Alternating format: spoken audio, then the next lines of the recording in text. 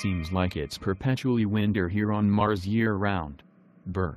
Icicles everywhere. Today, I met him for the first time. His name is Kamu. Kind of a husky guy from some village in the Himalayas near Kathmandu, in Nepal. He is most definitely a man of mysterious ways. My internship required that I be ordered here, somewhere, near the northern, Martian polar cap, to cover some guy named Kamu, and his absurd endeavor to climb to the highest peak on Mars. He seems like a stranger in a strange land. Talk about absurd. It's hard to believe that he will last long in this environment, because he seems to be a big fish, out of water. He even said to me yesterday, "Forever, I shall be a stranger to myself." A stranger to himself? Well, anyway, Kamu started his climb yesterday, and asked me to record these words for the people back on Earth. Here's what he said: "If it were sufficient to love, things would be too easy.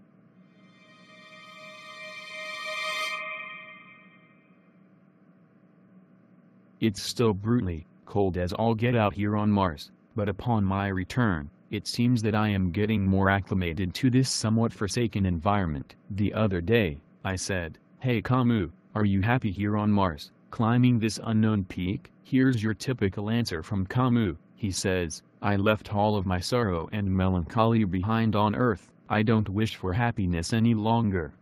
I take my joy from the task at hand." Anyway, back to my report. Preparations were being made for a fourth expedition to the peak. After all of this trial and error, Kamu and his team have learned to use less gear, bring less stuff, if you will. But, there is always this evolving and challenging peak, that exists in a never-changing environment, of heat and cold, sleet, ice, and the ever-present danger of an avalanche. Instant death. Death is an ever-present possibility. She lurks behind every nook and cranny. The team always needs to be vigilant. Whatever doesn't kill me, makes me stronger. That might be Kamu and his team's motto. Kamu himself, well, he seems to talk less and smile more. That doesn't give me as much material to report, but his spirit grows. You can sense it when you are in the room with him. I am meandering a bit. It is never easy when I visit Mars. The physical elements are very hostile to life. It can be a real challenge, let me tell you. Anyway, one day, not too long ago, out of the blue, Kamu says to me, "Thinking is learning all over again how to see, directing one's consciousness, making of every image a privileged place." Mars. A privileged place? Kamu must be swimming in his own absurdity. Anyway, here on Mars, Kamu is becoming quite famous, maybe, even a legend. Heck, he may be the most revered and famous Martian there is. Everyone here on Mars knows the struggles of Kamu.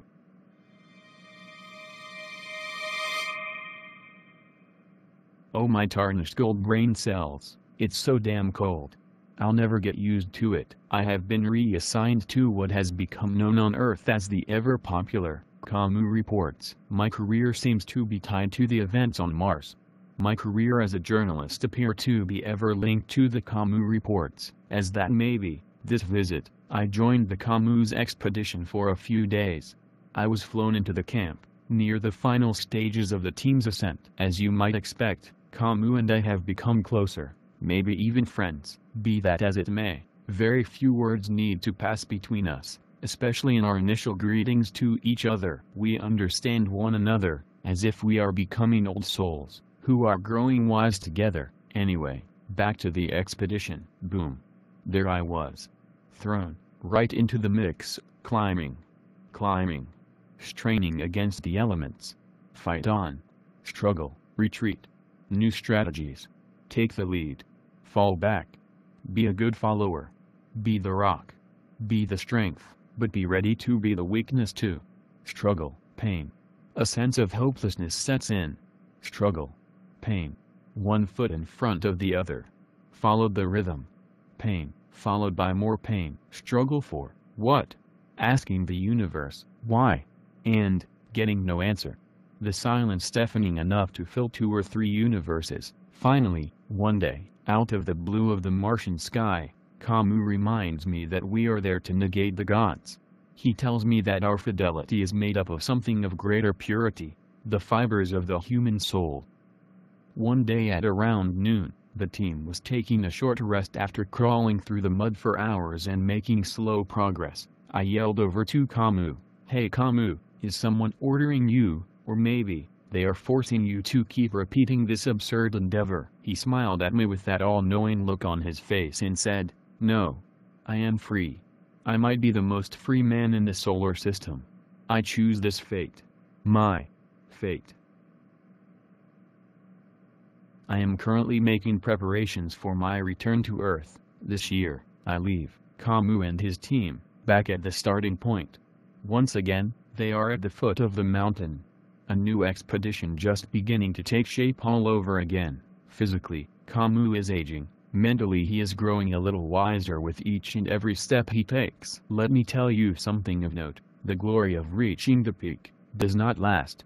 The triumph wanes quickly during the descent and the peak experience disperses like fleeting rainfall, cascading and draining down the mountainside. This is absurd.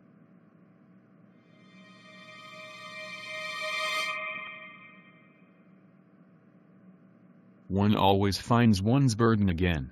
Lift the familiar backpack. Strap on the climbing boots. All movements have been rehearsed. Fall into the team's rhythm of the climb. Once again, you find yourself up against the universe, this universe without a master, this uncaring universe, a universe that seems to me to be hostile and sterile, and it makes the climbing utterly futile. Inside this heavy and oppressive fog and gloom that I seemed to surround myself, to my utter surprise, I had my own peak experience. I noted that each atom of every stone, each mineral flake of that night, combined with every fiber in my own body, together, we filled that mountain peak with vibrance. There, we all were, on a faraway mountain peak on Mars, forming our own individual world. As absurd as it may sound, many times, during contemplative moments on the side of this Martian peak, I felt the finite meeting the infinite, and becoming one. This new and impossible alliance can only reside in the consciousness of man. Well, that was my not-so-minor discovery. Would I have found it any other way? Maybe. Towards the end of this particular expedition, Camus took me aside and told me that he hopes for just one thing for the future. He dreams to be like the wind that sweeps over the mountain, swirling and eddying in the breath of creativity.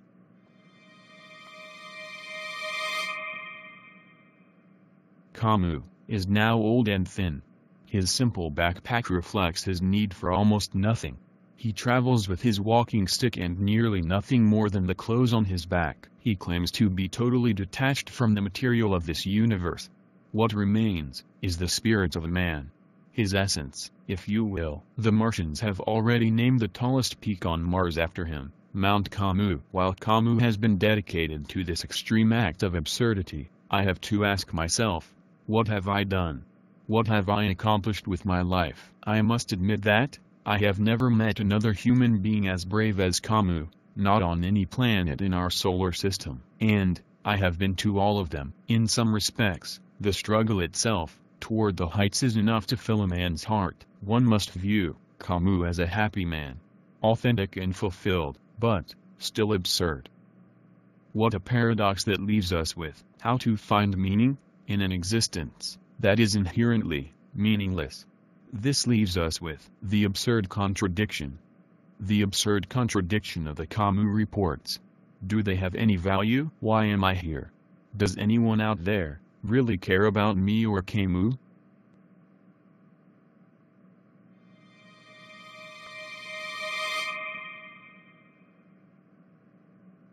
My hands are cold.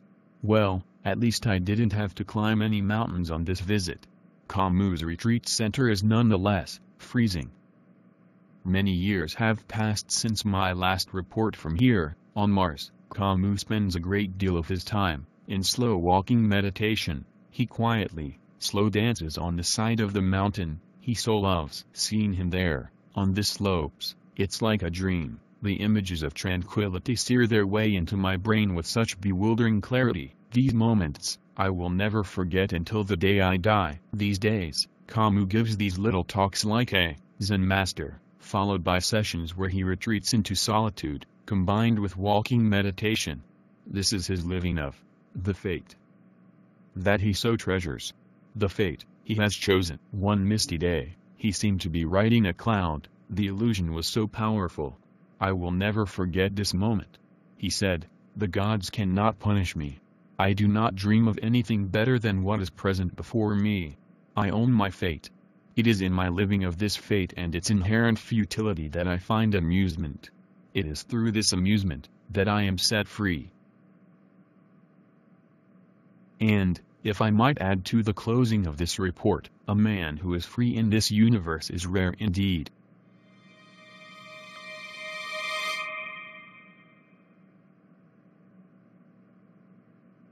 Yikes, be to the gods.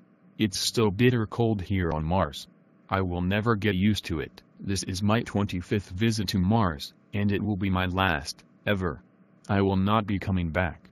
I am relocating to Florida where I have my own life-threatening health issues to worry about. I am right here, in the present. And, this is Mars near Camus Mountain. Oh my, please, excuse me for being so disheveled, but I have had my soul pierced by sad events of late. This is one of them. This is my final account of events here on Mars.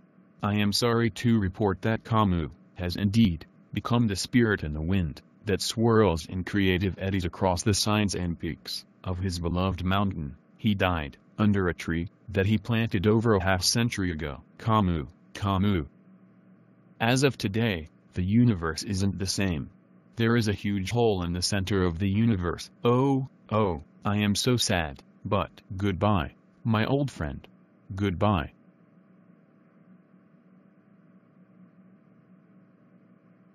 Camus once said, "There is no longer a single idea explaining everything, but an infinite number of essences giving a meaning to an infinite number of objects. The world comes to a stop, but also lights up."